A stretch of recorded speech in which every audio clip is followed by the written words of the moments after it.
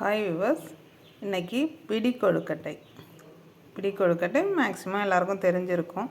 பச்சரிசி மாவு, கொஞ்சமாக பாசிப்பயிரை லைட்டாக லைட்டாக வேக வச்சு போட்டிருக்கேன். பச்சரிசி மாவு, பாசிப்பயிறு, வெல்லம், இது மூணையும் கொஞ்சமாக தண்ணியை கலந்து நல்லா இப்படி பிடிக்கிற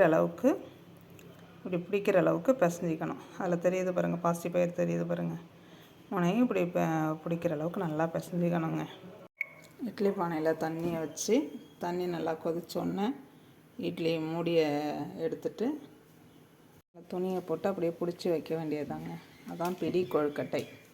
இங்கே பாருங்கள், அப்படியே பிடிச்சு அப்படியே வைக்க வேண்டியது தான். வரிசையாக பிடிச்சி வச்சுட்டே இருந்தோம்னா அது பேர் பிடி கொழுக்கட்டை. இங்கே பாருங்கள், இப்படி பிடிச்சி வச்சுட்டு நல்லா மூடி வச்சிட்டோம்னா நல்லா வெந்தோடனே எடுத்து சாப்பிடலாம். அதான் பிடி கொழுக்கட்டை. ஈஸியான, ரொம்ப வெரி சிம்பிள் டிஷ்ஷு. பச்சரிசி மாவு மிஷினில் அரைச்சாலும் சரி, மிக்சியில் இடித்தாலும் சரி, பச்சரிசி மாவு சர்க்கரையோ அல்லது வெல்லமோ போட்டுக்கலாம். ஏலக்காய், பாசிப்பயிறு மூணும் போட்டு பிடிச்சி வச்சுருக்கதான் பிடி கொழுக்கட்டை.